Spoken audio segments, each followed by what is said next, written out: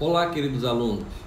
Vamos dar início à nossa primeira aula com o primeiro assunto da nossa unidade 1 sobre a política pombalina no século XVIII em Portugal e na Amazônia.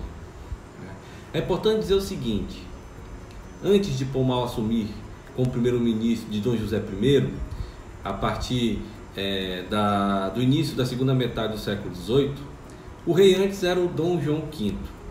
E sob Dom João V, Portugal tinha as seguintes características: uma sociedade dominada pelo clero, né, e economicamente totalmente dependente da Inglaterra.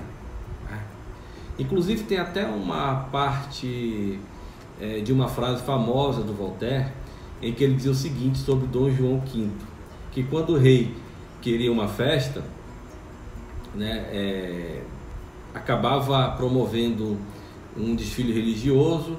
Quando ele queria erigir um prédio, ele fazia um convento, e que quando queria arrumar uma amante, arrumava uma freira, né? Isso para dizer acerca das instituições, né, presentes em Portugal nesse momento.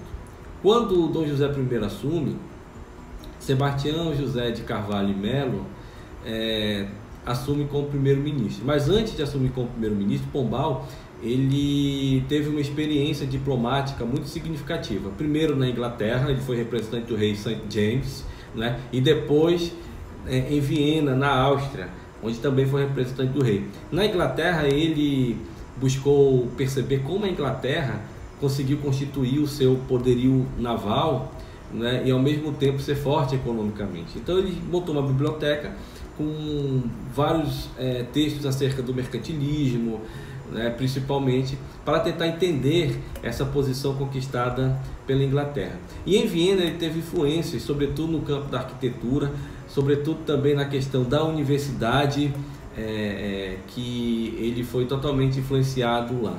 E essas andanças diplomáticas de Pombal fez com que ele tivesse, né, uma certa experiência para, como primeiro-ministro, começar a aplicar em Portugal. Então ele, como primeiro-ministro, estabeleceu uma série de medidas pombalinas em Portugal, mas também na Amazônia, para buscar mudar esse quadro, né? Então, quais eram os objetivos de Pombal? Primeiro, em Portugal, primeiro objetivo em Portugal, recuperar a economia nacional. Como fazer isso? Incentivando especialistas estrangeiros e procurando também estimular uma indústria nacional, manufaturas nacionais, não é? Com isso ele buscava recuperar a economia do reino e se desprender um pouco da Inglaterra, né?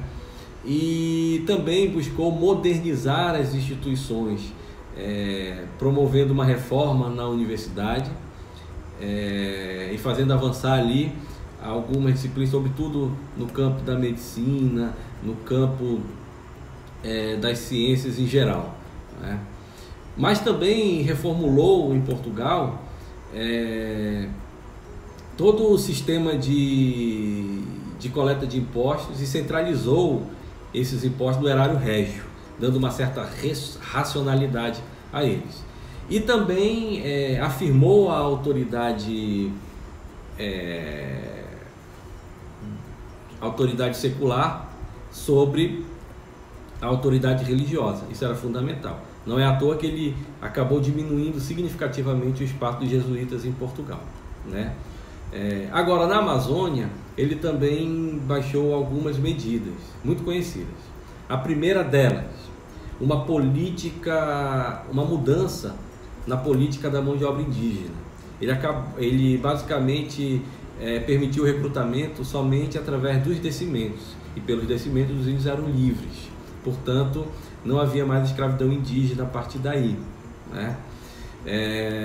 E claro, quem deveria coordenar todo esse processo seria o diretor de índios, e ficava a cargo de colono leigo, tá?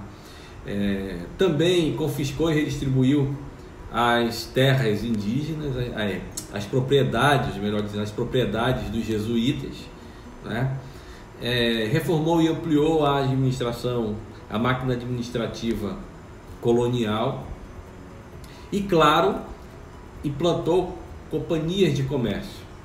Aqui é a Companhia de Comércio do Grão-Pará e Maranhão, né? No caso para a Amazônia, que ficou responsável por introduzir escravos africanos, mas além disso, incentivar a agricultura e promover o comércio, tá?